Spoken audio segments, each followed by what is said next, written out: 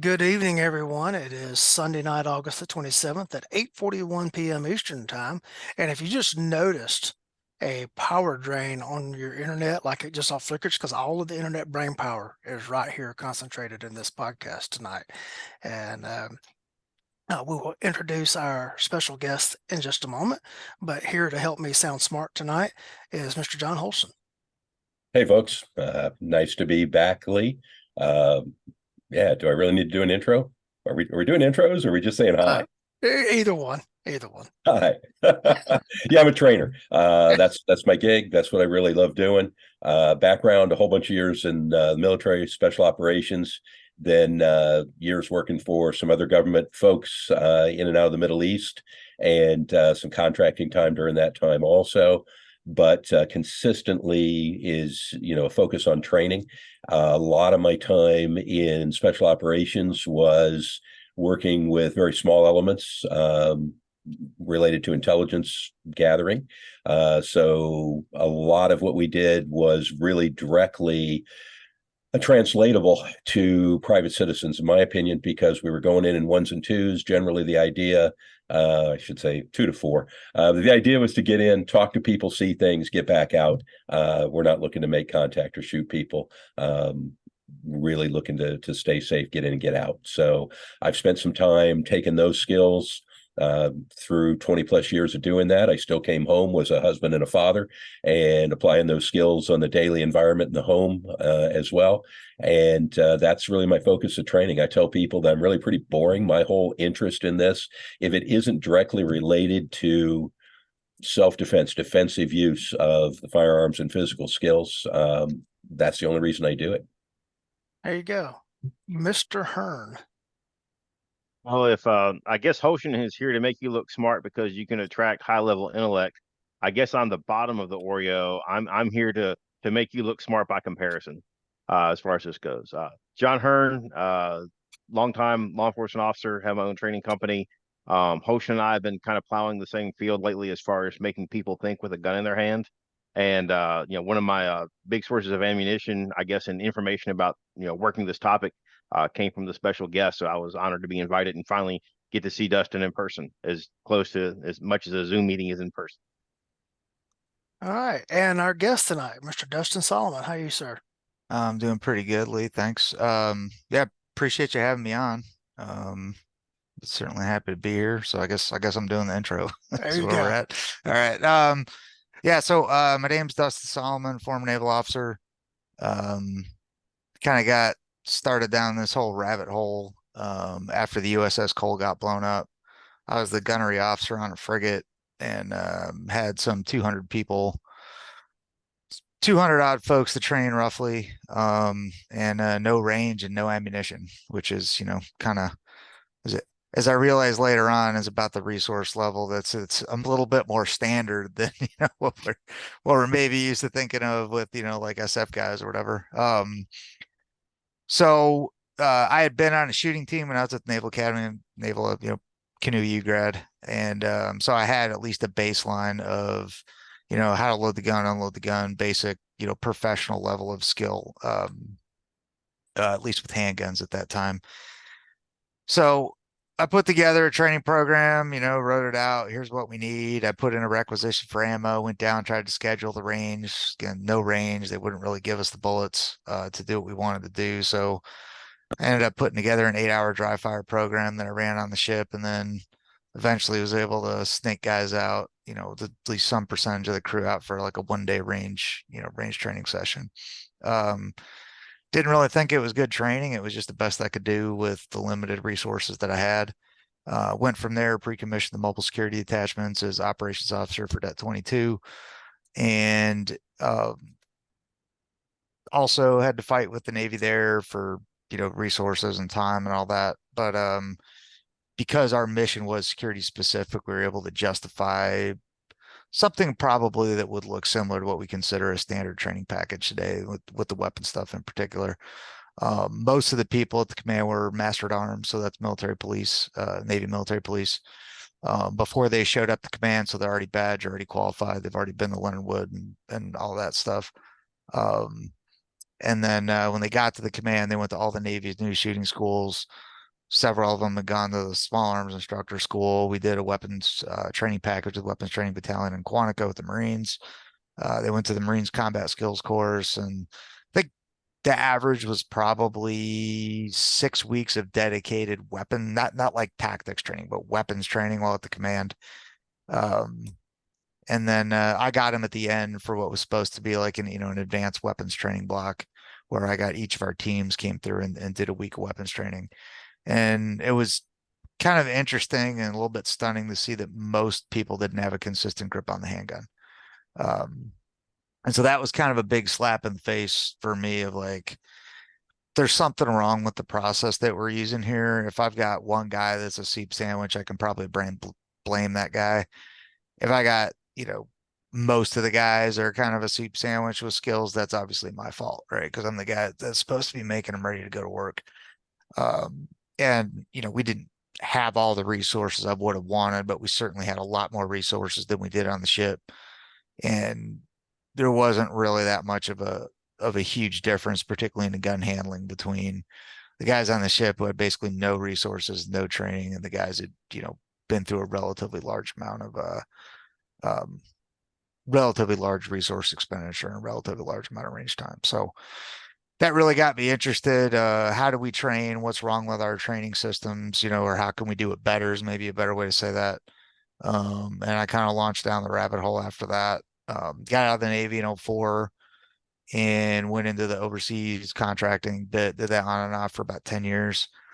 And whenever I was back for deployment, I'd always try to grab someone and they're like, hey, you want to learn to shoot, and kind of like tweak the training methodology. I knew there was something to what I did on the ship. Again, with it producing not exactly the same results, but comparable results to, 6 weeks of dedicated training.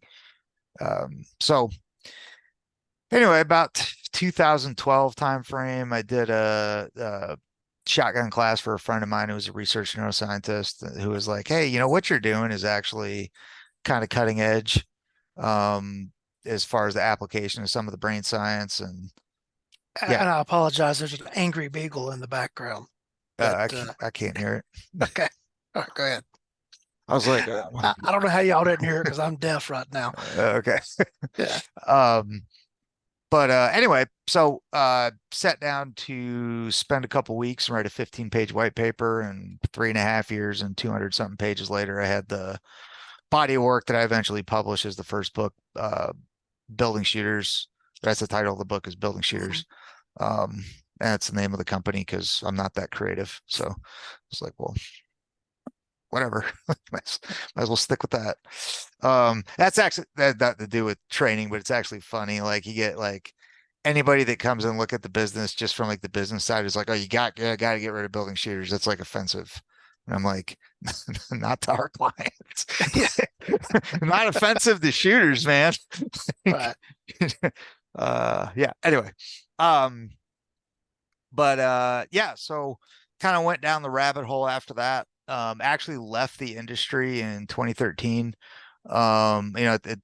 Which was while I was well into the process of writing Building Shooters, or at least doing the research for it. Kind of realized that the only thing I was interested in continuing to do in the industry, like I was kind of done with the operational piece at that point.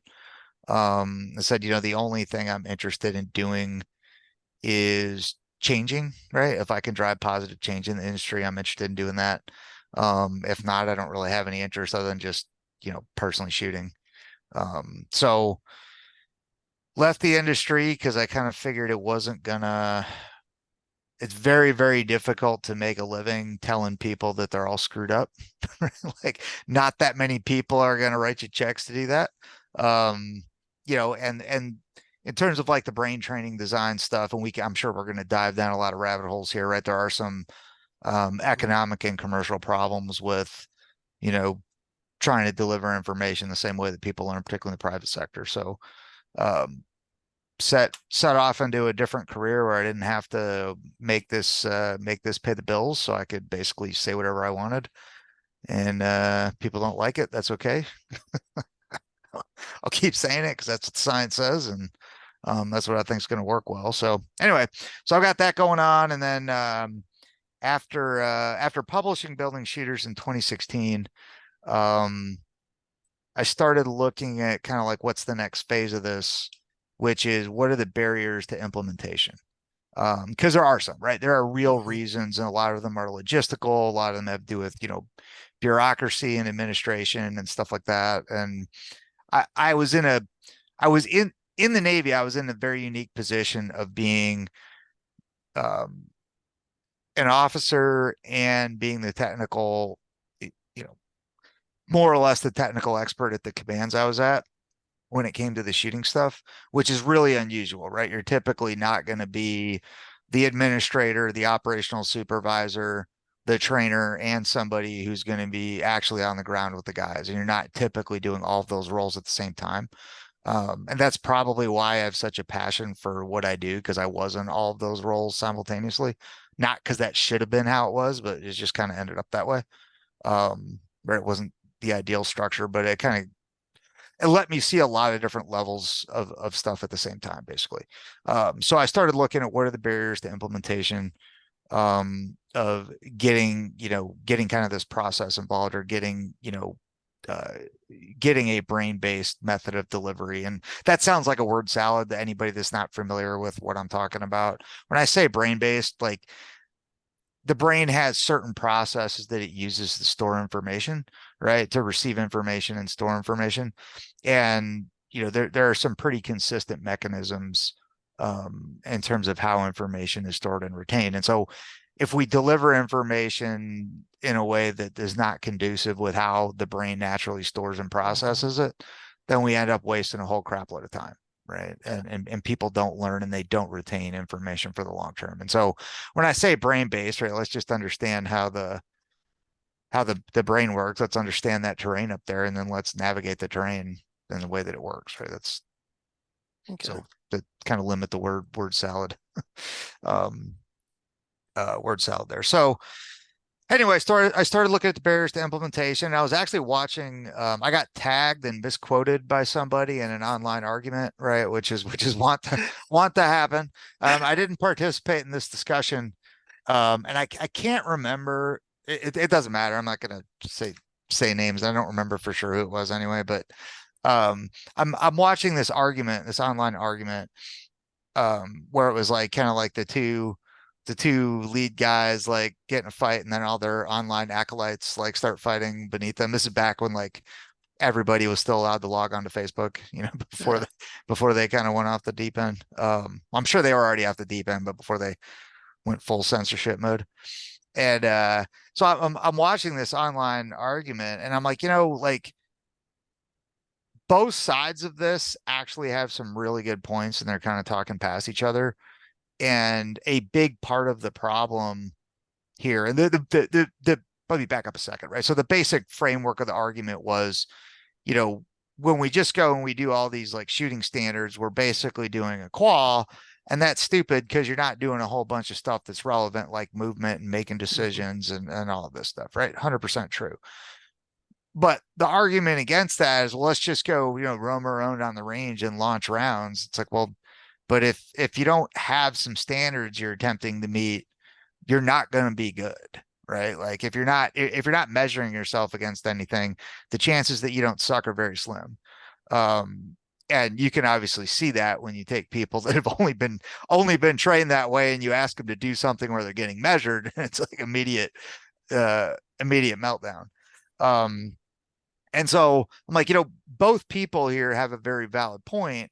And I started thinking through that problem set and was like, the problem is that we don't actually have a way to measure performance while we're using all of the relevant neurological and physiological circuitry, right? The brain circuitry, like seeing what's going on in front of you, right? That's kind of important tactically, but we've never had to do it, right? Because the preponderance of what we do is there's a static piece of cardboard standing in front of me, which isn't presenting a threat. It doesn't move. It doesn't talk to me, right? And somebody tells me exactly what I'm going to do before I do it, which means, again, getting into the brain side, right? We're pulling from the wrong memory system and a whole bunch of other stuff. So I was like, well, what? Maybe we should look at or maybe I should look at developing a tool and see if we can find a way to make that happen. That was kind of the thing that became that was the event that became the genesis of the neurosystem, which is what I've been working on since 2017. And then there's some other, I think I have 6 other books now floating around out there that are kind of all leading up to the science of like, explaining the training design piece and then leading up to neuro. Sure. Like, what are the problems we're trying to solve? Cool. If you would take a minute and speak on the whole issue of primacy and how important that is to the overall development of a shooter. Define primacy for me. The way I would define it would be, and this may be a misinterpretation of your material, is the motor program that someone tries to develop first becomes the strongest motor program, and that they're always fighting against that motor program when they're trying to change something else, and that under stress they default right back to that other one.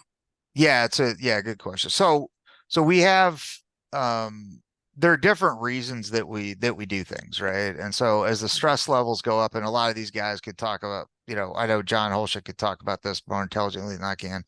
Probably all you guys can, honestly.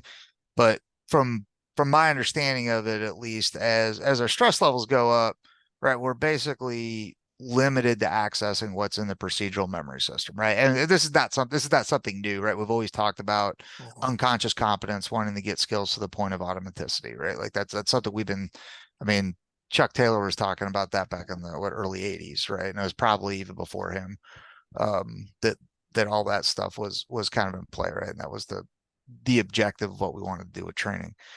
So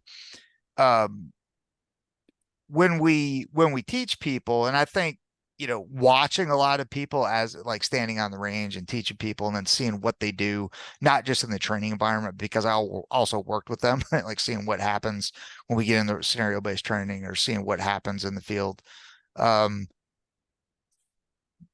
You can see, right? And you can eventually see it with students when somebody shows up on the range and who trained them, right? As soon as you know what schools they went to, when you see them step out on the range.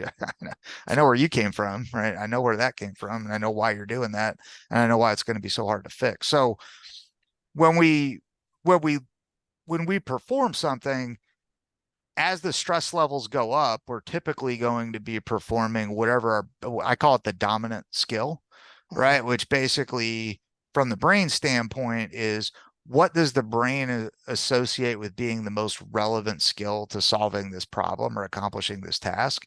And I can't claim to be the world's biggest expert. I could get you in touch with some guys that are, right? But there are a couple of components to this. One of them is, what does the brain associate with relevant to the problem based on the sum of its experience, right? And that's called episodic memory, right? Which is actually a different memory piece that I've been diving into quite a bit recently. And then a second component, and this is what the Hitting in Combat book is largely about, is that whatever is going to be the easiest thing for me to do is probably what I'm going to do. Whatever is going to require the least amount of energy to solve this problem. So most everybody's familiar with, electrical circuitry.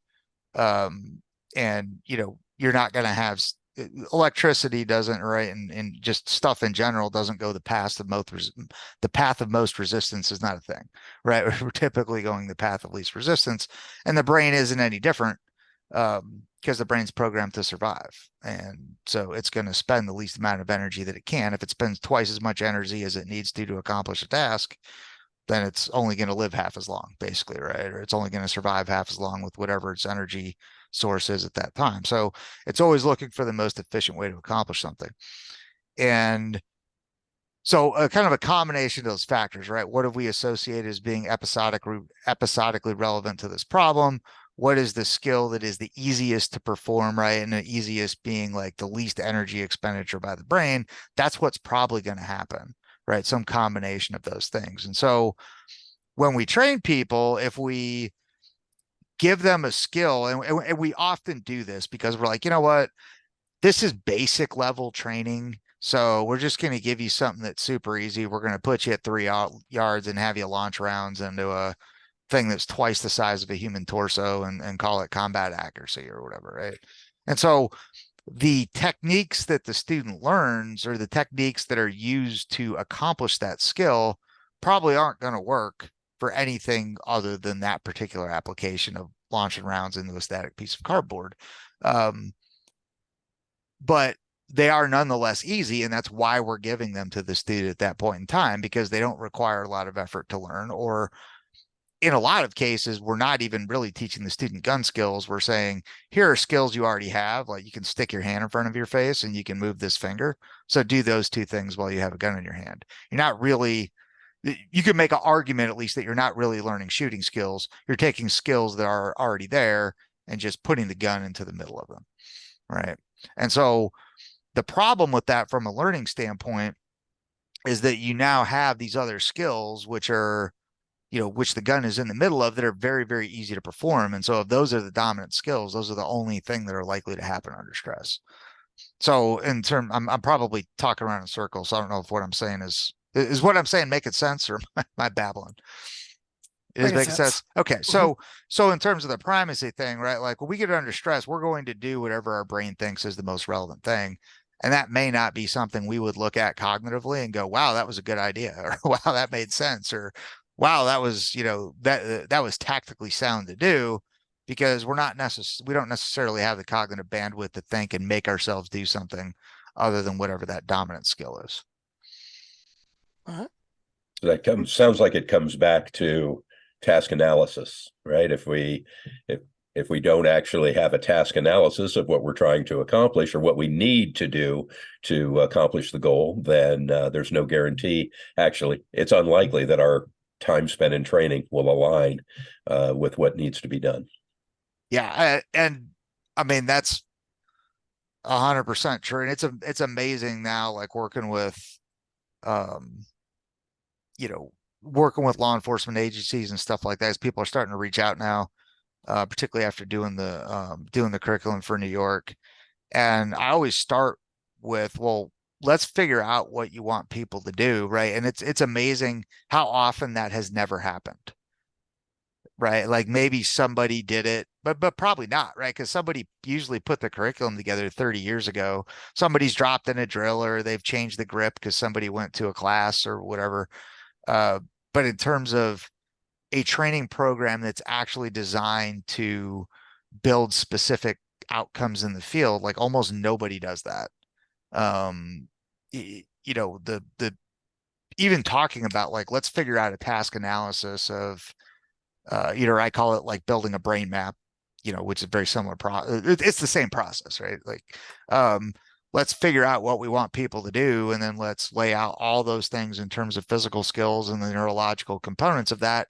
And then let's make the student's brain look like this. Even that task analysis piece is something that's completely off the radar, for the vast majority of folks. It's actually kind of interesting. Mr. Hearne, you got something you'd like to ask? I was going to say, just many people have observed, they've been around the business, is something to the effect of that, logic and critical thinking are rarely the force that drives police training or, police departments at all. It does not happen in any way. And if the institutional gets big enough, then it takes, I'm familiar with LETC, they'll do a curriculum review like every 3 years, so you can have the most effective drill in the world. And if you find it, a month after the curriculum review, it'll be 3 years before that gets implemented. So the complete lack of critical thinking, and then when you combine that with institutional roadblocks, it's a big mess to try to solve. Yeah. Yeah, and you mentioned on something there too, is like you get one person goes to a class and they come back and they want to start changing things, versus let's develop a program. Right. What do we need to teach? And if you've got multiple instructors, let's say from a law enforcement perspective, you got multiple instructors in an agency, if they're not all on the same page, yeah, and everybody's pulling the oars at the same time and in the same direction, it becomes completely counterproductive. I can 100% attest to that from both sides of the equation. Honestly, like I'm going back to the contracting days, right? And you'd have, you're getting ready to go overseas, and contractor, you usually have some contract instructors there, and they're not entirely, because, you know, and to be fair to them, like all this stuff was new, right? And you got these companies needed huge amounts of people, like, you know, particularly, well, depending on what company it was, right? But like companies needed lots of people. They had to deliver on the contract, so they're just pulling in bodies and feeding them in. And so you end up with some guy standing there telling you got to do something, and he legitimately thinks he's telling you the right thing. It's like, well, why am I supposed to do it this way? And he doesn't know. So it was like, because the client requires it, right? Particularly if you're asking questions, they're like, this makes no sense. Why? The client requires it. Good enough, right? Like if I have to do this for this job, then I have to do it. Fine. Mhm. So, I mean, I could think of one, like it was so absurd on one of them. Like there's and this is just a simple example. So we're not really going to get into TTPs here or anything, but like, why do I have to stand right here on the car when they're bringing the print spot? Because that's what the client requires. You have to be right there. Roger that. It's just good an answer as you could possibly give me. I got it. So instructor wanders off. Another instructor comes up. What the hell are you doing standing there? Well, no. You need to stand right here. Well, okay, why do I need to stand right here? Because the client requires it. It's like, all right, like clearly nobody knows. This is just like the default. Like I have no idea, but the client says this is what you have to do. You know, John's laughing in the background. Been there, done that, got the t-shirt, probably a whole drawer of them. Yeah, so like at the point where that happens, I mean, think about it, like for the instructors in a room, think about what the student is now doing, right? Particularly in an environment like where your job is on the line. If you're in a civilian class where, you know, typically, right, it's like, all right, be safe, don't hurt anybody, and we'll kind of let you meander through. But like if you're in a class where your job's on the line, right, you're in a program where your job's on the line, if you don't pass this, you want to get a good review, right? You want to do well, or at least not do badly, because you don't want to get fired, right? Or you don't want to not get the job. So now you're not trying to learn how to do the job. You're trying to learn what each instructor wants and just deliver that to them. Mhm. All right. And so that, imagine that becoming, right, as an instructor. Think about this for the guys here, instructors. Imagine your students go out into the field. The only tactical thinking they've ever done is trying to figure out what you and the other instructors want to see. Yeah. Right. They've never tried to evaluate terrain, make a tactical decision. They're trying to figure out what pre-programmed canned ham you want to see, you know, spit out in this sort of situation. And they know that it's different for each instructor. So there's no right answer. They're not even thinking about solving the problem. They're just thinking about not getting yelled at by the instructor. And that doesn't necessarily, that's not going to lead to good operational outcomes. Right. So yeah, 100% couldn't agree more. Yeah, it's funny when you see some of the ridiculous things that are in law enforcement qualification courses of fire.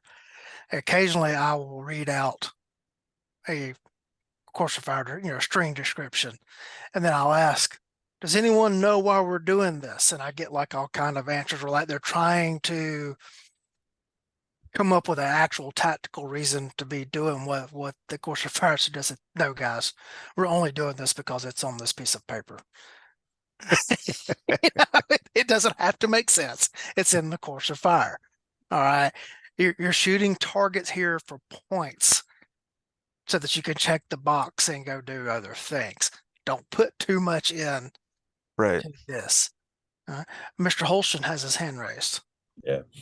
So Dustin, for those that haven't read your books, don't have the background yet, when you conduct that analysis, what generically is what stands out as the thing that is the first thing that is missing and needs to be addressed? Yeah, that's a great question. So we spend a lot of time in training trying to connect the dots when we don't have any dots. Is kind of the way I describe it. So getting back, like I guess we're kind of jumping around a little more than we should be here, but if we go back to kind of that first piece, right, or the first book, Building Shooters, which is the terrain map of the brain, let's assume that our objective as instructors is we want students to be able to go out in the field and do something. And in order to make that happen, we have to get them to do long-term retention, not what did they do at the end of my one-day training program, but long-term retention, so that 6 months from now, a year from now, a year and a half from now, these skills manifest when in the appropriate environment, right, in the appropriate situation. And in order to do that, like the way that the brain retains information for the long term is it builds stuff, right? It builds physical structures, right, called circuits. And if those circuits are not formed and it doesn't go through all of the processes necessary to put those circuits into one of the long-term memory systems, preferably the one that's accessed unconsciously, and wrap them with myelin and specialize the communications across the synapses and all the other stuff that has to happen. If those things don't happen, the information is not going to be there, right? And so looking at the process of how do we go from there's nothing there related to these tasks to these tasks are now more or less a quote unquote permanent. I mean, they are still perishable skills, right? If we don't practice them, we're not going to be good at them. But the process to go from here to there is the first thing, right? And so the first part of that process is getting information into the student short-term memory system. Right. So if we back up and look at it from a 30,000 foot view, we give information to people, it hits a filter, which takes out 90% of what we're saying, right? This is everybody, I think, knows this, but most people haven't really thought about how it applies to them teaching, right? Like everybody who's ever been dated someone or is married certainly knows this, right? There's what you say, there's what they hear. Those are two different things, right? And often there's what you said, there's what you think you said, there's what the person hears, there's what the person understands, right? And then there's what the person remembers later. And all of those are different. So there's a lot of different versions of what's going on when you're trying to put information out to people. And that's the first challenge, right? Like if I've got 30 people in the class and there's 30 different versions of what happened, I can't really reasonably expect a consistent outcome from 30 different experiences that happened in that class, right? So that's kind of the first challenge is how do we navigate this filter and get everybody to get the same thing into that short-term memory system. So the process for that's called priming. You basically teach with no expectation of retention, come back at least a day later, and then teach it again is how you navigate that, or at least one way to navigate it. So the next piece is we get information in the short-term memory. Short-term memory is very small, and it's not capable of retaining anything for the long term, and anything that's going to be retained for the long term has to be physically transferred out of that memory system and put into a different part of the brain. It's actually going to a different geographical location in the brain. So if we think about how we would traditionally run a training program of I'm going to bring you in for a day or 2 days, I'm going to dump all this information on you, you're going to kind of be able to meander through these skills out of working memory, and then you go away, and the information extinction is severe, right? It's almost immediately people lose skill. Within 6 months, they're almost back to baseline. And the Force Science has done some really good research on that, showing, the extinction of academy skills for most police training or for the traditional models. And so the first piece that I look at with a lot of this stuff is I go, hey, you're not even teaching people the fundamental mechanics of handling the gun before you're expecting them to shoot it, right? I'll give an example. I was with an agency a couple months ago, and I got there for the second week of their Academy of Firearms program. I wasn't able to make the first week because of other commitments. So I was there for the second week. The first day they were doing, it was like a throwaway shotgun thing because their agency doesn't even issue them, but they're required by statute to do a fan fire and train on them. But they did a little bit of pistol.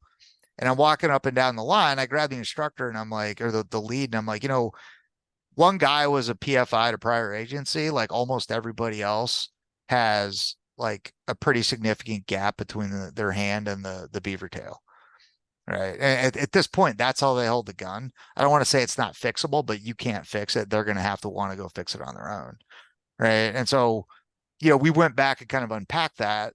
And this is very common in all law enforcement right now, which is one of the things that I fought tooth and nail with New York and finally won the argument, I think. And I believe that we're starting to win that in some other places too, right? But a traditional thing that is happening now is like, all right, we're going to give everybody blue guns or some sort of gun. We're going to give them a holster. We want them to have this experience right at the beginning of the academy, and we want them to go start practicing drawing from the holster immediately. I'm like, you haven't told them how to hold the gun yet.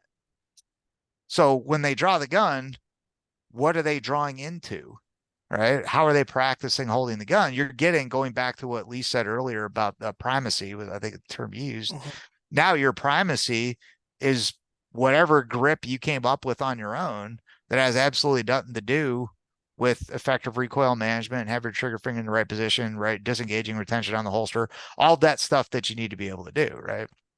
And so it is amazing. I think one of the things that is very surprising when you go in and you really drill down and do a task analysis, as John would call it, and break things down, as to how much we traditionally just skip over and assume that the students know and jump into, and then how that can really, really impact them. So that same training program, the next day they're introducing the patrol rifle, and about halfway through the day, I grabbed the same instructor and I'm like, all right, let's look at this. You've got these guys here dry, right? So the range is dry at this point. Everybody's doing up drills, right? I mean, dozens and dozens and dozens of up drills with the patrol rifle, and not a single person, with the exception of two guys who were combat arms and a PFI. The rest of them, they don't have a master grip that would allow them to disengage the safety, right? They're practicing holding this weapon in a way that they could not employ it, and they're practicing getting the weapon up into a shooting position in a way where they couldn't shoot it. like, like we did it again, right? You're teaching them to draw the gun without, before you taught them how to hold the gun, and you can see what that outcome is going to be, right? And it was just kind of because once I pointed that out, it was like, oh, like now I understand why these fundamental mechanics were so important and why we can't skip them.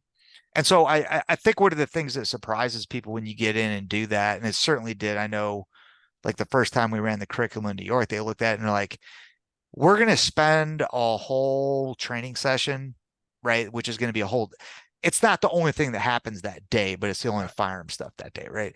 We're going to spend a whole training session teaching people to lock the slide back on a Glock, and it's going to take us 75 minutes. No, absolutely not. It won't take that long. But after they did it, they came back and the feedback was, we're amazed that we barely had enough time to teach this lesson and people were struggling with the skills, right? At the end of it, which of course, if you've tried to teach that way, it wouldn't surprise you. But if you just kind of ignore all that stuff and assume people know it already, you might be surprised. So I think, to answer John's question, that's probably I don't know if I could necessarily pick a number one thing, but in terms of like training design, that's probably legitimately is the biggest thing. We need to break stuff down and give it to people in bite-sized chunks that they can process and match it up in a way that they can retain it for the long term. Yeah, I'm flashing back to the police academy right now. I'm one of those guys that grew up shooting, Right. but the only centerfire handgun we had in the house was a Smith & Wesson 38 revolver. And I did not own a centerfire semi-automatic firearm until I got to the academy. And they handed me the Smith & Wesson 40-06, and I grabbed it in the same manner in which I've been grabbing that revolver all those years. I was like, something doesn't feel right with my thumb here. There's no scallop there for my thumb to go to. And I raised my hand and I asked the lead instructor, so, what do I do with my thumbs? And he says, whatever you want to. Well, that was brilliant. I'm glad you were here. Right. And I struggled with that. And, it wasn't until finally I started actually going and getting some actual coaching, Right. from qualified instructors, like fix this, fix that, fix this. And it just gave me a path forward to get there. But I was struggling up until that point of, I'm getting the gun out and I'm getting the shots off in the amount of time they're saying I got to get them done. And thank goodness we're only at 3 yards and it's a huge target. Right. But then why can't I hit it when I'm at 25? Right. And they come up, you're jerking the trigger. And I'd be like, just barely pressing the trigger all the way through. Like, I'm not jerking with this trigger, but that's all they knew how to say. Yeah. And it just was a great source of frustration, everything. Hearne had his hand up. I was going to say, I think it's really interesting just listening to the discussion of the academy class. I think Tiffany and Ock and their gateway instructor student probably have a lot more application to the larger firearms training world than they think they do, because they're describing all the phenomena they think of are as gateway students. But I mean, realistically, the people at the academy are gateway students for the most part, and they need to be treated like that. And, just demystifying the tool before you start trying to use it would probably go a long way to solving a lot of these problems. Absolutely. I mean, everybody's a gateway student when you start, right? Like, it doesn't matter whether you're going to go off and do, halo jumping out of planes and the whatever, right? Everybody starts out as a gateway student, and everybody's brain, effectively learns the same way too. So, And some never get past being a gateway student. well, but I would say like now you can definitely have someone that just doesn't care. They don't want to learn. That's true. I would, however, say that the way we have taught people doesn't do them any favors. Right. If you've only been in training programs that are just purely through the structure, not even through like the information that's being put out, you can put out fantastic information in a way that makes it impossible for the student to learn it. Right. At least within that training, at least within the mechanism of that training program. So if we've given people training methodology, we've used training methodology that we know doesn't work at all, right? Like, of course, people are coming back in the same condition, that they showed up last time, because we didn't do any long-term structure building up here. Right. It was all just in working memory. They barely got through it and they left. Yeah. We've got a guy that works for my agency that was there when I got there 14 years ago. And I've been working with this guy for all that time. And Mr. Hearne, Mr. Holschen, and I went with a group to go take a class from Larry Mudgett. And we learned a completely different language of how to explain the same concepts we've been explaining to students for years. And I came back and get this guy down at the range and saw instantaneous positive results. Right. And he's like, nobody's ever told me that before. I said, Dave, I've been telling you the entire time I've known you. we just either I wasn't saying it in a way that you could understand, or the way, but we finally got through to him. And it's learning how to come back and teach all the stuff with the right language and the right order, and with the right presentation and the right attitudes and everything that just builds, positivity, the skills that they need to have. Mr. Holschen. So what I hear is first we have to have the right content, and then obviously it needs to be presented in the optimal way. The reality of there's almost two completely different training communities out there. One is this starting with people from the ground up. So whether that's in an academy or gateway students as private citizens, I've got a fixed site that we've trained. We've trained right about 2,000 students a year for the last 3 years, or averages to about 2,000 students a year for the last 3 years. 3/4 of them self-identify as beginning shooters. So absolutely. I mean, we start with how you pick up the gun, which is developing the grip, and great results there. The other training community that most of the traveling trainers are reaching are folks that already have some degree of skill, whether they, there's a pretty wide range there. You've got folks that truly, let's just say they have an inflated concept of what skills they have, but you've got some really highly skilled folks out there. You've got competitive shooters. You've got people that have taken a lot of training. Even there, though, we come back to the concepts. What struck me in reading your material was the piece that was just absolutely missing is the visual processing piece. Movement falls right in there in my book as well, but the whole visual processing piece. And I'd be interested to hear you explain that for somebody who is hearing my words, but is like, what's he getting at? Yeah, so this kind of comes back to thinking about how we manage ranges, right? And there are reasons we do things the way that we do, of course. We don't want a range session if you're running a range, right? And I think most of the people listening to this are instructors. You're running a range, you don't want people just launching rounds, into the berm. They're not getting anything out of that. You have a difficult time controlling the range. It can devolve into being unsafe, right? Depending on who's on the range and such. And typically we're trying to put together either some sort of training program, or we're trying to run a qualification, or establish that we went through this material so that we can document it, right? Whether it be on the civilian side or the professional side. So in order to do that, we have to have the ability to control the range. And in order to control the range, we typically tell people exactly what we want them to do, right? We always have the guy up in the tower, if we go like way back to the, kind of the big institutional thing, ready on the left, ready on the right, ready on the firing line. The command of fire, shooters will, whatever, draw your weapon, fire 2 rounds, center mass, shooters, and then of course fire, ready on the left, ready on the right, targets, and everybody draws their gun, fires 2 rounds. Some people didn't hear it, so they look left and right, and people are shooting, so they draw their gun and shoot and hope they got the right number of rounds off, and call it a day. So the point here being is that in order to control the range, we've always had to use a predefined skill sequence so that we know what people are going to do before they do it. The problem from a skill development standpoint, it's not from a skill development standpoint. The problem is from a skill application standpoint. We get into the real world, not so much the development of the isolated skill, is that it doesn't translate out very well for a couple of reasons. One is, if we're consciously accessing that, right? If I tell you to draw the weapon and fire 2 rounds, you know what you're going to do. You think about disengaging retention on the holster, sweeping your cover shirt or whatever. You think about getting that good master grip on the holster, coming out, getting your second hand on the gun, presenting the weapon, picking up that flashlight picture or whatever visual skills you're using, managing the trigger, recoil management, whatever it is, set of skills you're using. You think about doing that, you walk through it, you rehearse it, and then you perform it.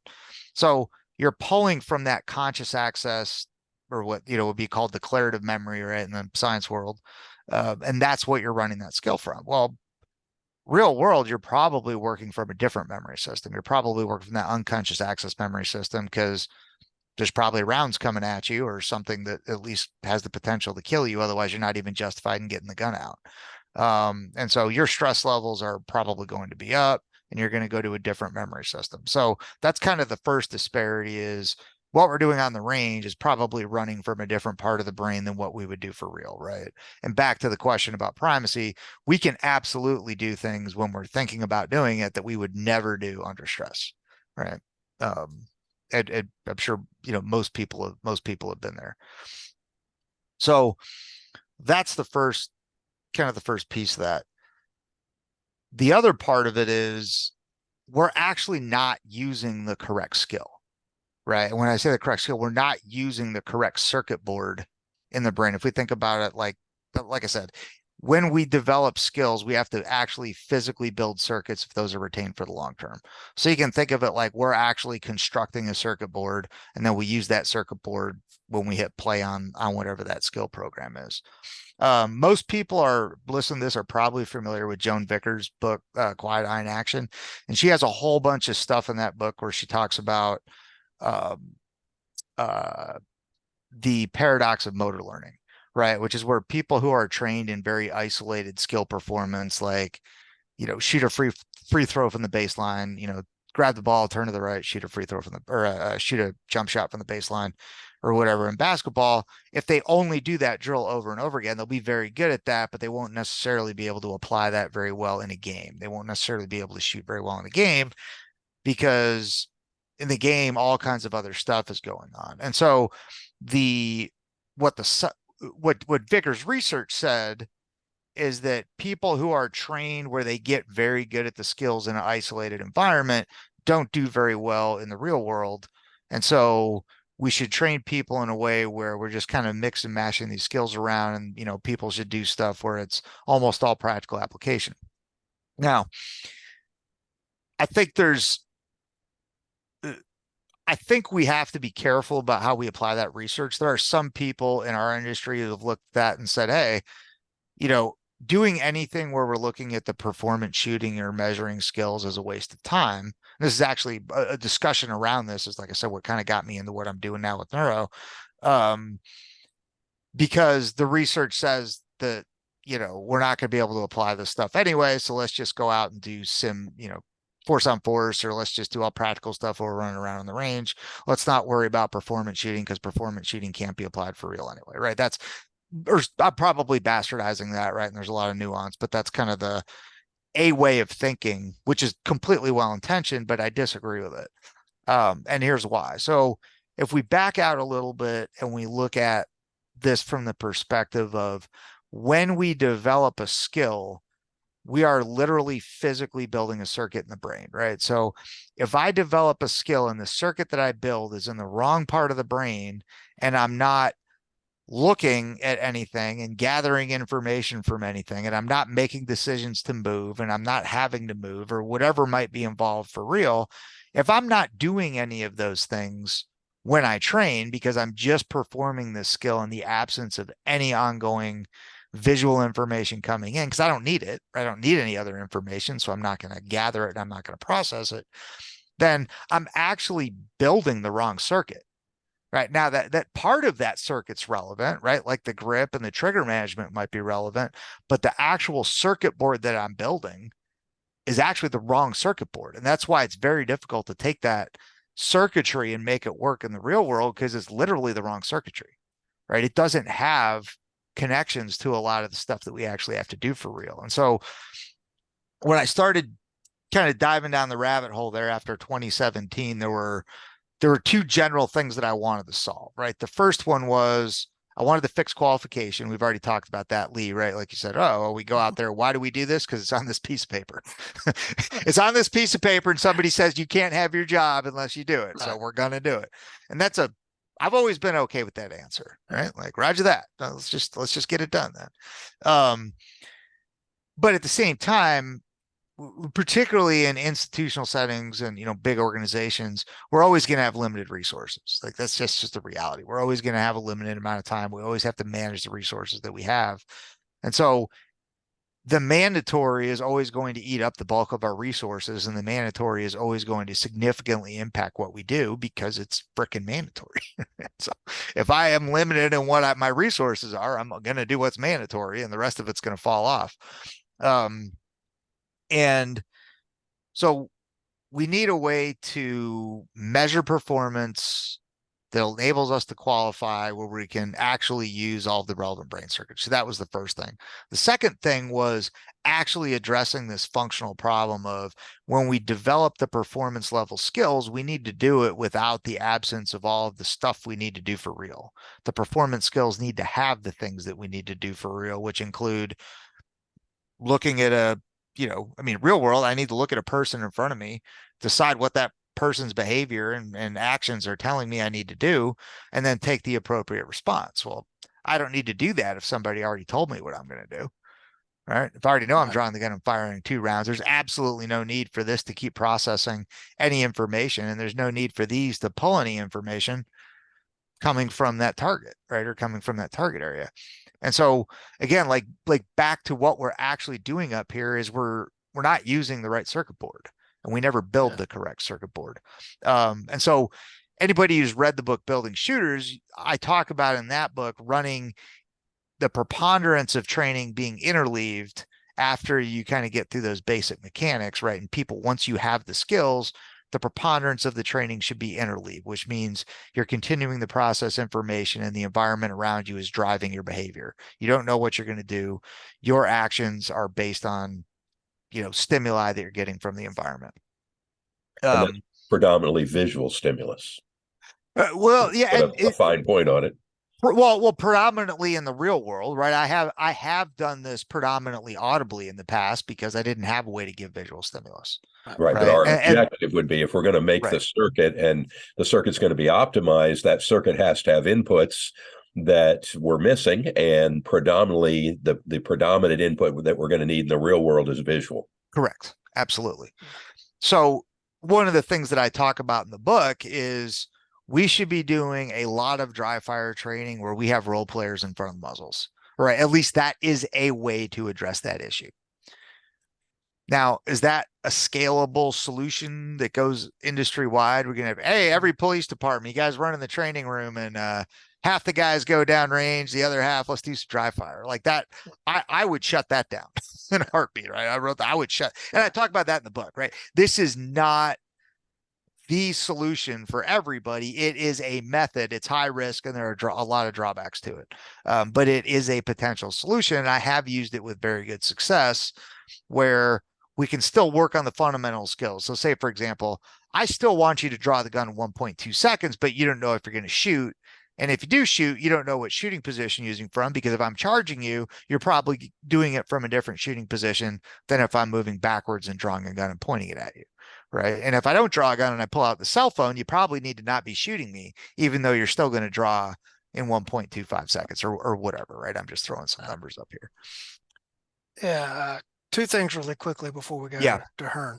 Number one, you use the term interleaving. So I'm going to interject a commercial for instructor camp interleaving the last weekend in October at Red Hill Range in Martin, Georgia.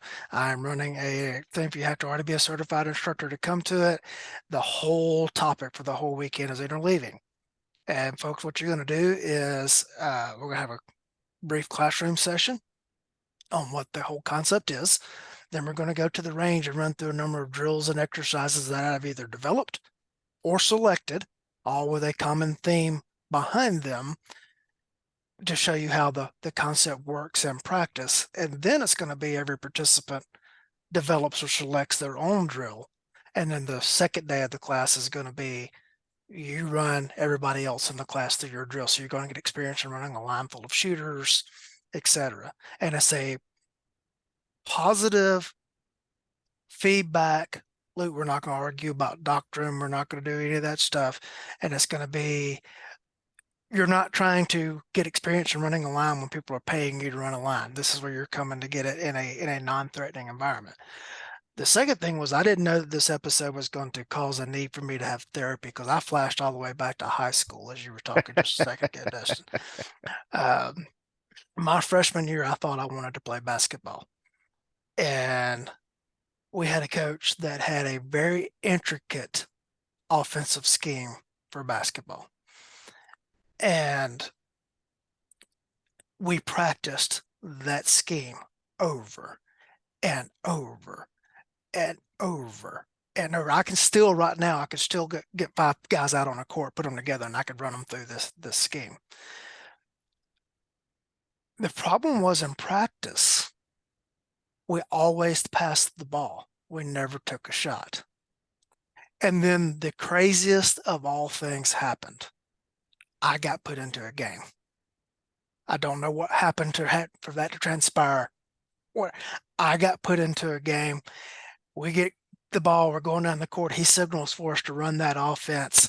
We start to run that offense. I go to the top of the key or the post where I'm supposed to go. Somebody hits me with the ball, and I am wide freaking open. Easiest shot I ever could have made in a game. And my brain could not process, there is no defender here. I just need to do this little shot. I have always turned to my left and passed it to the guy coming to the top of the key from the other side. And I actually reached around the defender to throw the pass to that guy, who was yelling at me the entire time I was trying to pass the ball. Shoot, shoot. I had never had the circuit board of, when you get the ball, if you're open, take the shot. And I had not thought about that until all those years, until you were just saying that. Yeah, that's a really good example of that. And I think some people look at this and they go, well, like we kind of massage people through this relatively, if people are having these issues, we can kind of get them, they run a couple scenarios, we can kind of get them through this or whatever. We can kind of fix that. Here's the issue, real world. Like it's not like you're going out and running 4 or 5 scenarios, right? You get the one time and it's super, super high consequence. Jail time and coffins, right? It doesn't, you only have to screw that up once, right? So yeah, anyway, so those were the 2 things that, as I kind of looked at, I wanted to fix, the qualification piece. And then we also needed a way to do interleaving that didn't involve putting role players in front of muzzles. that gave us the visual, right? We can do the audible thing and there's some value there, but like John said, it's not the right circuitry, right? If you're listening for someone to tell you what to do, it's not the right circuitry. And I think something that a lot of people in the sports world don't understand, because there really aren't that many people that understand both performance shooting and the tactical side, right? Or at least, I mean, I wouldn't even say I understand either one of them at a super high level, but like they can sit down and talk about it and analyze it, because people in the sports world don't understand that you can't really scrimmage shooting, right? The best we can do is like sims or airsoft, but even the skills there are very different. You can use the right skills, but you don't have to. You don't have to have a good grip to shoot airsoft, right? You don't have to be able to you don't have to use body mechanics that will allow you to manage recoil when you're shooting airsoft or sims. You don't have to use visual skills that will allow you to shoot somebody, because you can see them in flight and adjust, right? And you'll kind of naturally do that if you're ripping off a stream of rounds. So I think a lot of people don't understand just how different what we do is from what happens in the sports world for a couple different reasons, right? But that being one of them, that it is so freaking difficult to go out and scrimmage, right? Or to go do something where you're actually using the full complement of skills. And so anyway, that's, like I said, that I don't know. I probably wandered way past where you wanted me to go, John, but sorry. Well, if I may, on that topic, the other critical piece is that people say, well, yeah, but I'm doing shooting. They may or may not call it shooting sports, but not realizing the massive delta, the massive difference between their raw physical skill and their skill at perception. Right. And that in reality, in order to use any of this stuff, the speed of perception is going to be your limiting factor. And that's the same in sports. If we look at it, whether, if it's easy to see or easier to see in a defense situation, it doesn't matter how fast you can run and get in position. If you don't know the position you need to be at, or more importantly, you don't recognize that you need to be there. And that is the piece that to me is just massively missing. Yeah. Is that we're not able to exercise with the existing systems, moving from that perception, cognition, decision cycle. And that is what, although much of your writing is focused on the aspect of instruction and instructional design, and it's awesome, it's incredible. But if I was to focus in on a specific thing to work with more experienced people as to what is missing, where they're completely out of balance, that is where, in my opinion, that's where it is. That's where the lack of where we're completely out of balance in our skill development and need to spend some time. Yeah, and it comes right back to what you said earlier, which is the task analysis, right? And so if you haven't done that, if you haven't said, you know what, part of the task that we need to do here is evaluate terrain and use terrain for a tactical advantage. That is tremendous. I mean, my tactical experience is what it is. It's not a lot. It's more than nothing, right? Like, but if I'm not using the terrain around me correctly, the chances of me walking off this particular event go down pretty significantly. And a lot of times, even whether or not things go badly depends on how you use terrain. And I think a lot of people don't understand that either, but a lot of people aren't going to start a fight that know they're going to lose. So if you put them in a position where they can't win the fight, there's a lot less likely to kick one off. So, that's a whole different rabbit hole to go down. But yeah, absolutely. And it comes right back to what you said with the task analysis of, if we're going to design a training program, let's understand what we want people to actually be able to do. Once we know that, we can figure out a process to get them there. So is this a good time to talk about the neuro? And yeah, we should probably, in relationship to that. Hold on, before we jump into that, Hearne, did you have something? I thought it was, you made this comment earlier. I think it was one of the essays you wrote. I think that you're talking about using the wrong circuit board. I think it was in one of your essays you talked about, some of because the police training doesn't typically have any kind of branching or inhibitory actions in that, you get the results you get. And I mean, I think that a lot of what we think of as bad police shootings, that's what we've trained them to do. Absolutely. Uh, Yeah, and so a part of that, if you think about there's another component to the visual processing in the circuit development. So if you think about this is another piece of that. I give you the predefined skill sequence, right? If you always know exactly how many rounds you're firing, right? And particularly in the environments where we shoot a qual course, right? Or somebody's like, all right, what do? I do my 2 rounds out of the holster and I do bill drills or whatever, right? Pick whatever drills you want to do. And I only do these drills. You'll be good at those drills, but you're going to be really predisposed to running one of those drills, right? Or to doing something that's in one of those drills. And it's going to be very, very difficult for you to branch off and do something else. And if you get in and you look at the underlying neurology on why, right, like how circuits get built. So the way I think I said this earlier, that the way information gets retained for the long term is that we physically build structures that are called circuits. The way those circuits become efficient, which makes it fast at doing them and makes it, not very susceptible to interference, so we can do them while there's a bunch of other stuff going on in the brain, is, and everybody's been talking about this for a long time, right? Like the wires get wrapped in an insulation called myelin, and then the synapses have the communication specialized through inhibitory processes. One of them is called the astrocyte. There's inhibitory neurons. I'm not the right guy to talk about the neurology, right? I can talk about it at a very high level about it. So now we've got this circuit, right? Because I've done it, let's say, whatever. Let's say somebody does 10,000 bill drills. And that's what they think their defensive shooting is going to look like, is gun comes out of the holster, they're going to rip off 6 rounds. Okay, cool. Well, what if the gun comes out of the holster because you've hit play on the bill drill and you realize that wasn't a gun, it's a phone, right? Because the information that you thought you had is actually the wrong information. And you realize that at some point in the process. How do you stop that bill drill? Because the process of developing that circuit makes that circuit not communicate with anything else. That's what makes the circuit fast and efficient, is the fact that you told it not to communicate with anything else. So once you're in that circuitry and you're kind of running that skill sequence, it's very difficult to break into that and go do something else, particularly the farther along you are towards being in that sympathetic response. And so another big part of the visual processing piece, right, and changing the method of range control to, I'm not telling you how many rounds to fire. I'm not telling you what to shoot at.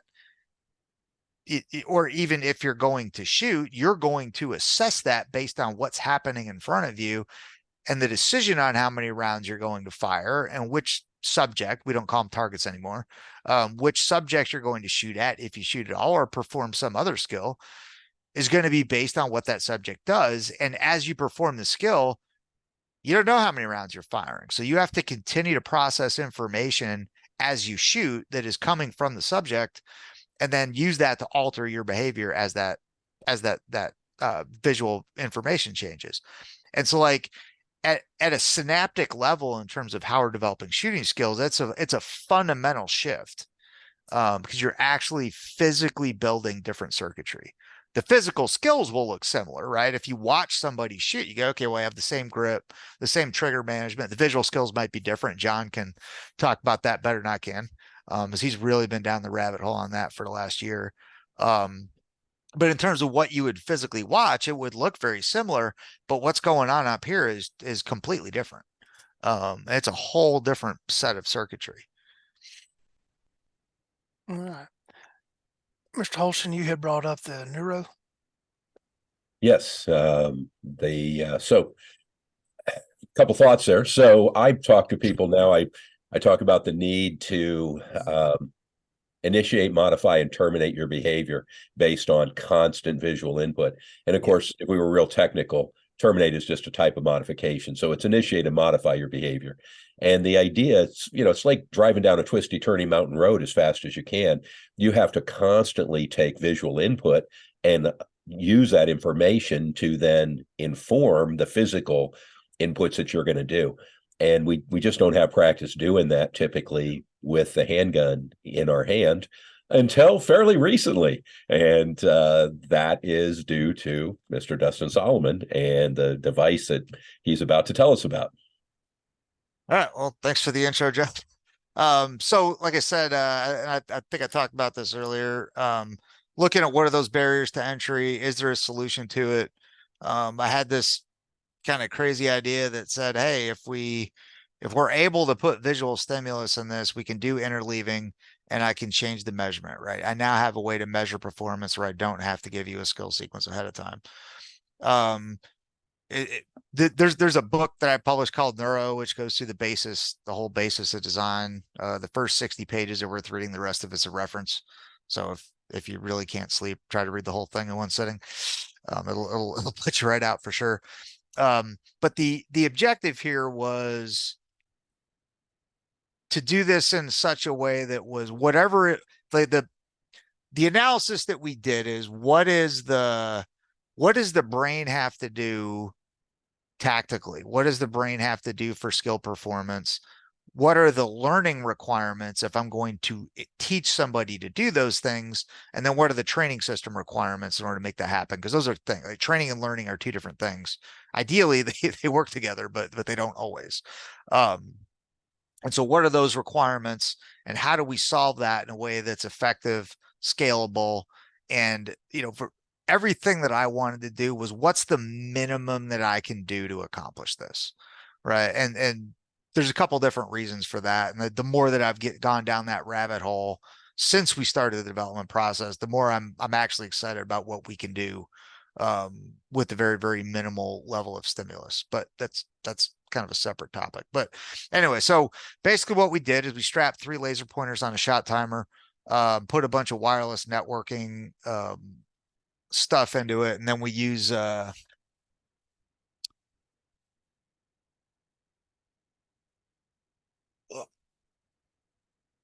we have some projection lenses that we use that depending on the lighting conditions that you're in, allow you to project images. So for example, we have a gun in a hand. I actually don't like those. I like the abstract stuff. So for example, a triangle pointed to the left means nothing, so it can mean anything. Which gives you a lot more flexibility as an instructor. You're not tied to some inherent meaning, particularly as you get into advanced training. We're using the neurosystem all the time. But anyway, so that's kind of the basic overview of the tool. There's a bunch of different ways to run it, a bunch of different configurations that it can be set to. And again, that kind of went back to that minimalist basis of design and the objective of building something that was scalable, where I want somebody to be able to buy this, never have to talk to me again or get anything, and go out with a very, very effective system with one tool. But if they want to get additional visual processing, you get another one of these, you can connect these two together, and now I'm able to work with 2 subjects or 3 subjects or 4 subjects or 5 subjects. So these things kind of build together like Legos. And then at a certain point, you have to bring in some outside routers, right? Because this acts like a router up to a certain point, but it's not like you don't have a big industrial Cisco router in there, of course. But so where the system itself can very effectively scale out from single device to multiple devices. The other thing, which is something that I don't know if I'm actually, because I'm still maybe a little bit of a just kind of a general shooting geek. I don't know which of the 2 things is more exciting than me. It really should be the visual processing piece. One of the other things that we did is basically an individualized shot timer, which is a wrist-worn sensor array. So in a group training environment, everybody can always see their response times, their shot splits, and their de-escalation time. And you're not stuck with all right, we're going to, have everybody launch rounds for the next half hour, and then we're going to spend 25 minutes going down the line and getting every person to do 1 rep and see where they're at. Right. Like that's not a very effective way to learn. And everybody who's ever become even moderately good at shooting has been on a range by themselves with a shot timer, working on that kind of, at least at that kind of shooting, right? Working through the performance stuff. Okay, what worked, what didn't? Yeah, I was slow on that one. I didn't meet the time. Why? How do I iron out my performance? And if you don't have the ability to see that data of what was my, what's the granular response time, what were my shot splits, et cetera, you're not able to go to that level of learning. And so this allows us to do that, where every student, basically every training environment can get that data with every rep. So very, my standpoint, that's very cool. I also sell them, so I might be biased. So, but yeah, so that's kind of the neurosystem in a nutshell, is giving us a way to have continuous visual stimulation. Visual stimulation is driving what we do, and it can go from single subject to, really any level of scalability that you want, and able to track individual shooter feedback with every rep. And then as far as the use stuff, probably the person that knows more about the neurosystem even than I do is John. So he's been running them for about a year now with Right, classes. and it gives a visual start signal versus an audible start signal, right? It can give an audible start signal. It's got a buzzer on it. But obviously the objective of it is giving that visual processing. And I want to be clear about this too. You can use it in the way we would traditionally. So for example, there's a PAR mode in it. So you can set up a visual PAR time, the whatever laser will come on for 1.5 seconds or whatever.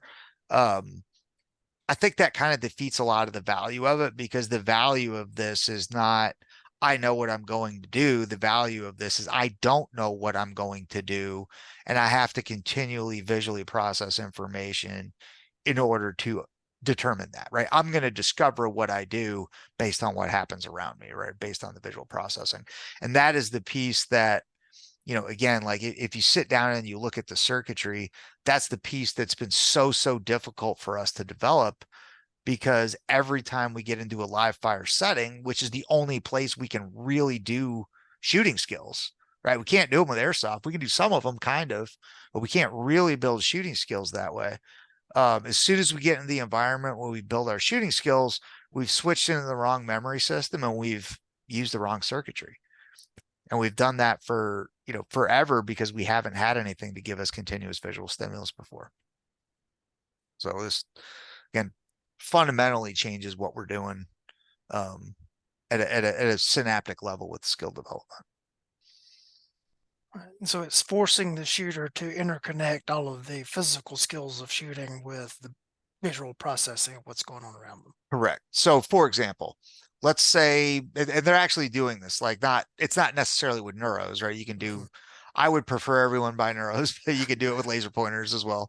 You can't get the shooting feedback then, obviously, but so the New York curriculum, right? The last year I helped New York State rewrite the police curriculum that's going to be rolled out across the statewide over the next year and a half, or I guess 2 years. And one of the fundamental changes that we made there was almost not 100%, but I'd say like 98, 99% of what happens on the range is controlled visually. So the students may know kind of like what set of skills they're working on or what drill they're going to do, but when they're shooting, how many rounds they're firing, what they're shooting at, all of that is controlled visually, not by predefining it for the student. And so this goes down to even when we're teaching the fundamentals of marksmanship. Let's kind of go back and look at that, right? So, because I get this question quite a bit when people look at this, like, oh, at what point does it make sense to integrate the visual stimulus? And I'm like, well, at what point do you shoot without, like, in the world of we're doing this for gunfighting, when do we ever shoot without the visual processing? So why would we ever do it? Like, why would we shoot without the visual processing if that needs to be a part of the shooting skill? Like, what's the reason to shoot without it? So we start like very much at the beginning. I think we get through like 30 rounds or something, just make sure no one's going to run around and, hammer rounds off into the hinterland, and everyone's kind of comfortable with the gun.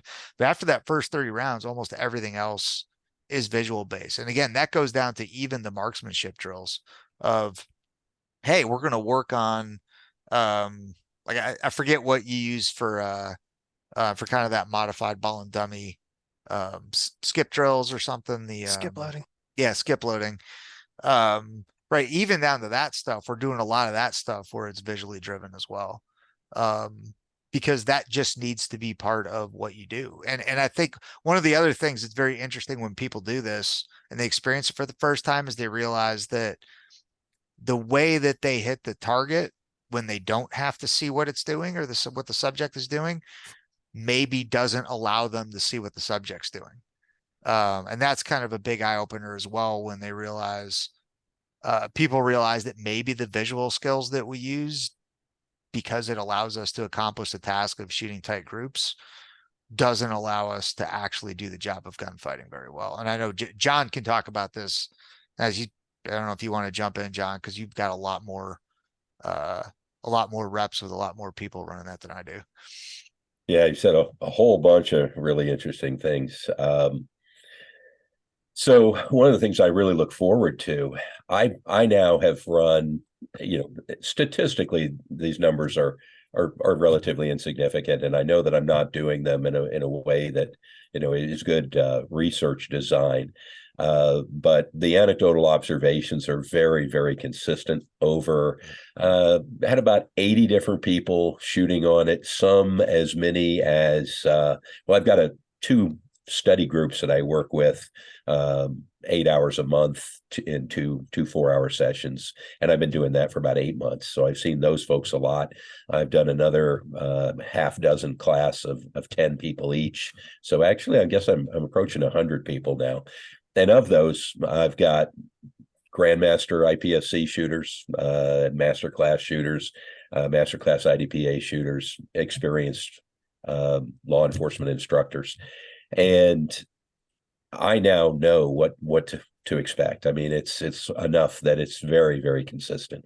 The fact of the matter is, those folks from those activities have not developed the ability to visually perceive, initiate, modify, terminate their behavior when they start. And after a very few hours of training on doing it, we see marked improvement.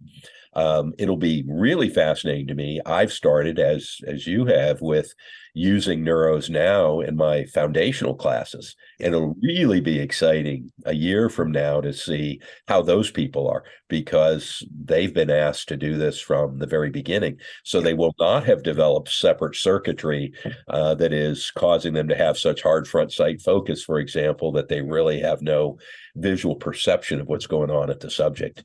And I've got some data that I've collected that just is illustrative. But the fact is, John Hearne has shot on it as well. He can speak to it. But what I can tell you is that people that expect to have a draw stroke of, so everything I'm doing is on an 8-inch circle, typically, an IDPA chest on whatever other target. But just for simplicity, start with just a real simple 8-inch circle at 7 yards. And people who expect to have a sub 1.5 second draw on that are a lot closer to 2 seconds to start with, simply by having it visual. And maybe we should go ahead and let me see if I can screen share here. That's probably the better way to do this. All right, so let's see what happens when I do this. You guys can tell me, because I'm not used to doing that. Are you seeing the observations integrating visual processing in firearms training? Sure. And for our audible audience only, you may want to, at this point, go find the YouTube feed so you can see screens. And I also want to point, we're at 1 hour and 20-something minutes right now. All righty, and I'll talk it through it as well, but I'll try and go through it quickly. So what you've got here, 10 shooters down the side. Shooters 1 and 2 are IPSC Grandmasters. Shooter 3 is an IPSC Masterclass shooter. 4 and 5 are also ranked IDPA shooters, as is 8. Just for folks that I know. And their P draw is their predicted draw. That's what they expected to do at 7 yards, based on their experience of always working from an audible stimulus. The V draw is their actual average of their first 5 draws visually on the same target. And you see what you see there. And what, for those of you that aren't watching, most of them slowed down. Gosh, I don't even know what the average would be there. Number 8 will be interesting. Notice number 8 is almost as fast, only less than 1/10 of a second difference, but we're going to see something really interesting a couple slides later. But most of these folks are 3/4 of a second or longer slower. in that. Just to help the people listening, John, could you go back to that first slide? All right, so shooter number one predicted that he would have a draw of 1.5. The average first draw when actually going off the visual signal was a 2.02. And so the average, delta from his prediction was a 0.52. Shooter number two was predicting a 1.2 draw, and they had a 1.84 with a delta of 64. And then we'll go down to number 8, was predicting that they would have a 2-second draw. Their average was actually 209, so their delta was only an 09. John? And that's just a single subject. So you got one target there, real simple instruction. When the red light comes on your target, you start shooting it. When the red light goes away, you stop shooting it. Just a very simple visual task. Then we do the same thing, but in this case, I have 3 targets side by side, and literally there's just an inch or two between them. And the only thing I'm doing here is trying to create a little bit of, you can't set up physically to where you're just totally physically natural point of aim on a single subject. You actually have to put some guidance in as you draw the gun. And we see some similar results. Shooter number 1 was 2.22 for a delta of 7.2. Shooter number 2 was 1.49, a delta of 0.29. Shooter number 8 only had a delta of 0.14. Then on this third one, what do we got going on here? So on the third one, I actually had 2 threats. So you're going to have to engage 2 threats, but we're still just looking at the time to the first one to engage the first threat. And what we see is by now we've got about 15 repetitions per student, and we're starting to see those deltas come down a little bit across the board, 0.54, 0.39. Some folks aren't picking it up as quickly, 1.07 still, but just in 15 repetitions, obviously, we're seeing some improvement, but it's still honestly looking pretty far off from the expectation. If you think you've got a 1.5 and you're over 2 seconds, that's a pretty big difference. If you think you got a 1.2 and you're really at over 1.5, shooter number 3 expected a 1.25, and he's over 2.25. He's actually 2.32. So still some pretty big differences. But the third piece of this that comes into it, really third and fourth piece, is, remember I said that when the red light goes away, you have to stop shooting. So now we start looking at your ability to not just initiate with a go signal, and then you could transfer all your vision to your front sight and shoot, right? You don't have to maintain awareness of the target anymore in typical shooting drills. Because I know how many shots I'm going to fire. In this case, the amount of time the red light is going to be on is variable. So what you see is those really highly skilled shooters, number 1, 2, and 2, for example, they slowed down quite a bit. They expected a split of a 0.25 and a 0.30, and in reality, they were 0.58 and 0.42. So, closer to a half a second. But they only continued to shoot after the stimulus went away in less than 10% of the cases. And where we arbitrarily set that was, if you fire 1 or more shots more than a half second late, you're penalized. That's too late.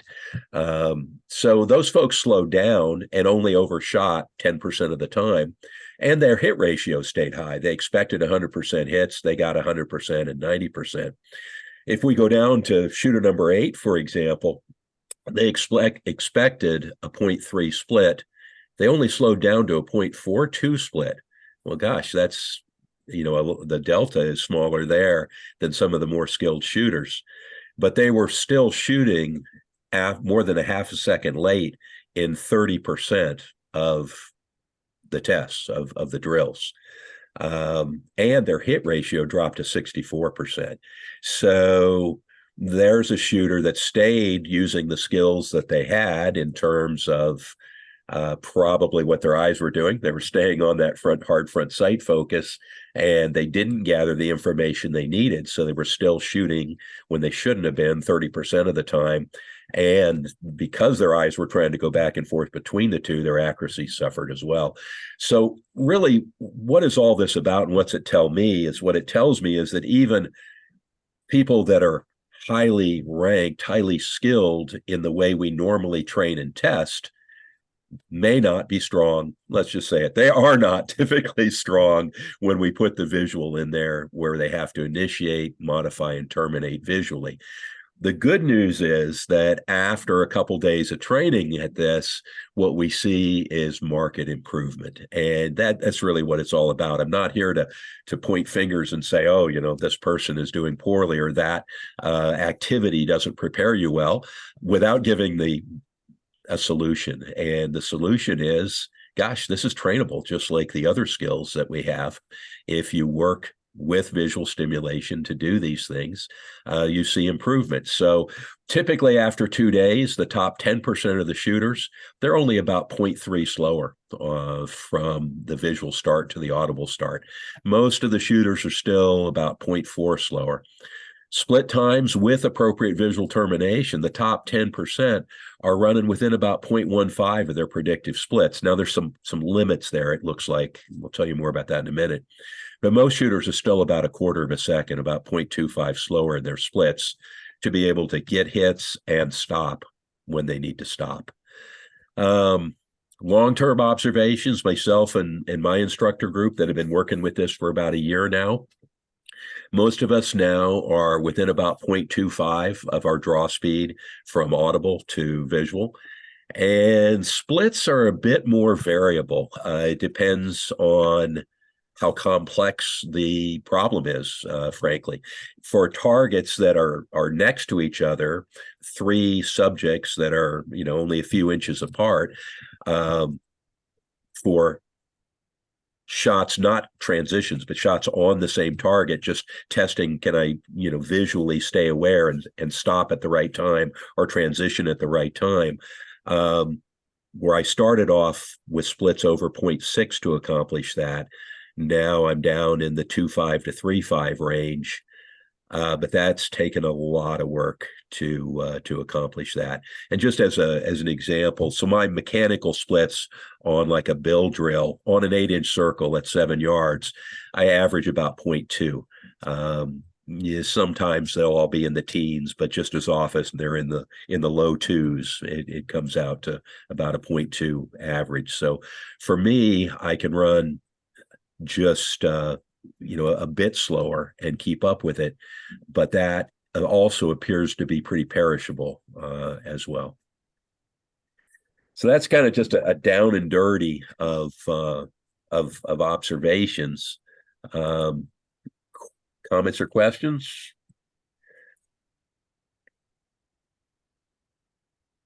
I'll just throw out some stuff here real quick since I went through that program.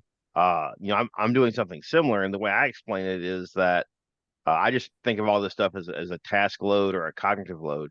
People don't appreciate that is a tax on your abilities. And I don't know if Dustin wants to comment, it's like almost on the paradox of technical skill. If I'm going to tax you, well, if you want to have plenty left over, it's better to start out with a higher point. But just because you start out at a higher level does not mean you're still not going to suffer from the tax. And especially the visual processing piece of this, it Right. taxes your skills. If you think that, like John was saying, you've got a 1.5 draw stroke, when you're actually having to process visual information, dude, it definitely takes a bite out of what your skill level is. And I think a lot of people walk around with a false perception because they can run a really fast build drill on their every third attempt that they manage to plow their butt. They do the exact same thing in the field, and that does not bear out with anything I experienced, or I think John's experienced with the sample that he's had with his folks. Yeah, I would add one nuance to that, in that cognitive load might be a little too generic a term. Cognitive load definitely is a factor. And I'm just differentiating cognitive from perception. And that is that you're absolutely right. Cognitive load is a massive impact, but there is actual physical what we're doing with our eyes is different Yes. physically. Yes. And it's like, why do professional athletes still spend time in the weight room doing strength training? You got to have and doing coordination drills. If you're not practicing doing that visually, having whatever focus you need and being able to shift your perception, you don't have those perceptual muscles where I can affect your cognitive load just by giving you math problems, having you count down backwards from 100 and work off an audible draw, and we'll see a decrease in your draw speed. But in addition to that, there is a pure perceptual skill ability that is lacking, that we're not training. Yeah, and I want to point out there's at least two components of that. So the first, like John said, is not everybody, but a lot of people are going to find that what they do with their vision doesn't work if they have to see both these things at the same time. They're literally going to have to do something totally different. And that's another reason why I'm a huge proponent of, as soon as you get people and you're having them come up and try to hit something with the gun, they need to be using visual skills that are relevant. Otherwise, back to what Lee said, right, with the primacy, right? Like, what's the easier thing to do? I'll tell you, the easier thing to do, if you're just trying to shoot holes in the paper, is not what you need to do to be able to see both things at the same time. It's hard. And it requires a lot of effort, particularly when you're first learning it, because they're not visual skills that we use on a daily basis because we don't have a need for them. So that's the first piece. The second part, so they're actual physical things like what the muscles in the eyes are doing, right? Where you're focused, all that stuff is different. So that's part one. Part two is the processing is different, right? Because you have to process more input. If your brain's got to process something coming from one place versus something coming from 2 or 3 different places or 4 or 5 different places, there's actually more processing centers that are involved in the brain to do that. And so making that happen, again, thinking about what we're trying to do in the training process, is make a circuit board so that when you go, hey, I need my gun out, right? This is the circuit board that lights up. And if that circuit board doesn't have all this processing in it and it doesn't have these visual and motor skills in it, then those things are probably not going to happen for real, right? So the training process literally involves creating physical structures in the brain, which are not only controlling what the physical stuff is doing, but also controlling what processing is happening. And allowing that processing to then, feed back into the physical skill performance, right? Which is where you get what John's talking about of, the stimulus is controlling my actions, right? Or is controlling my behavior. All right. Well, we are right at 2 hours right now, and Hearne sent me a message 45 minutes ago that we we're going to have to do a second show. And I don't know if a second show could contain everything in it once we get rolling. So we'll start towards the wrap up here. Dustin, how can people find you? Where can they get your products, etc.? Yeah, great question. So buildingshooters.com is probably the easiest place to go there. And you can go ahead, and if you want to jump on our email newsletter, we always like people signing up for that, right? Sure. The books, you can buy them through the website or you can buy them on Amazon. As far as the neuro, we are prioritizing right now law enforcement and military. We just did a demo for a couple of large agencies a couple of days ago. I'll say the same thing that I said to them, and John can back this up. It is a functional system. It is not a mature system. There's a lot going on. And the more we go out and use it, the more we find stuff that needs to get fixed or tweaked. And so there's a couple reasons I'm aiming mainly to agencies. One, if I have 100 of these things out there, I'd rather have 100 out there with like 3 customer service points than 100 out there with 100 customer service points, right? From my standpoint, particularly now, because I want everybody that gets these to have a good customer service experience, right? If something's wrong, that we're fixing it, that we're supportive of it, and all that stuff. So that being said, if people are understanding where we're at in the process and are cool with, hey, I will give you feedback and allow you to fix it for me before I go trash it on the internet, definitely feel free to reach out through the website, and we can talk on a case by case basis there. But the focus is definitely on higher level instructors or folks that are doing the institutional training, right? Agencies, military and law enforcement. That's kind of our focus of effort with the resources we have. Thank you, Mr. Holschen. So is it accurate to say it's a concept people would understand? You're kind of at the beta stage in the implementation. To me, the hardware seems pretty darn mature. Yeah. Some of the software implementation pieces, I refer to it as you're still kind of at a beta stage. Yeah, I think that's a good way to say it. Yep. Yeah, cool. Awesome. Gosh, I know this went long, and there's pieces of this that I wish we could focus on, and probably just make a discussion just strictly on some pieces of this. But great discussion. Thank you, everybody, for including me in it. Where do they find you? WestCoastArmoryNorth.com. WestCoastArmoryNorth.com. Got to have the North in there. There's another business that is just the same minus the North. I am traveling. I'm booked for this year. I just really only wanted to do a few classes on the road this year. Watch that if you're interested. I've got a 2-day class I call Applied Defensive Handgun Skills that makes heavy use of the neuro and what I think is important, which is that visual piece. And to me, the critical pieces when I do the analysis, once we get beyond the foundational skills, are that ability to perceive, perception, cognition, decision cycle, to work that with movement. And to a lesser degree, cover comes in there, and some things about moving targets as well. So I'm doing a 2-day class. It's booked for this year, but we're starting to put together the dates for next year, and they will be up on that website under the training tab here coming up soon. Cool. Mr. Hearne? I would like to take a moment to thank Dustin. I think that I was in the running for the geekiest guy in the training industry, and I feel fairly comfortable that title may have been, and I don't regret it at all, stolen from me. So thank you, Dustin, for making me seem like a somewhat fairly normal human being. I think about watching the show. I could pull that off for all kinds of folks. So there we go. Let's just leave it there. Gotcha. And my company is Two Pillars Training. Schedules on the website. Best place to catch up is the business page on Facebook.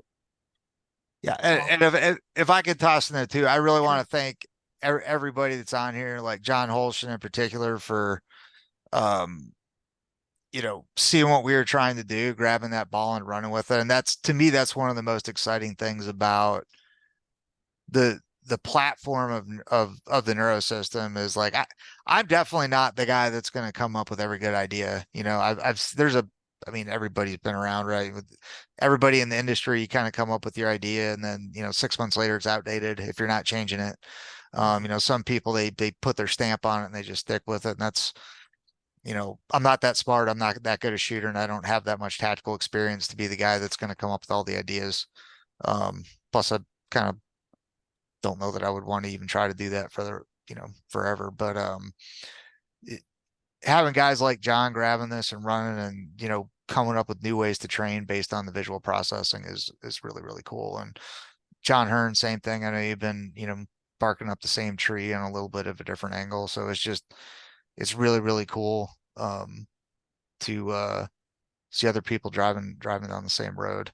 So on the geeky side, you spent a lot of time like wondering, like, when I tell people this, are they going to lock me up, or are people going to actually understand what the hell I'm saying? So that was pretty cool. So thanks to all you guys for driving training and trying to make change. It's much appreciated on my end. Cool, thank you.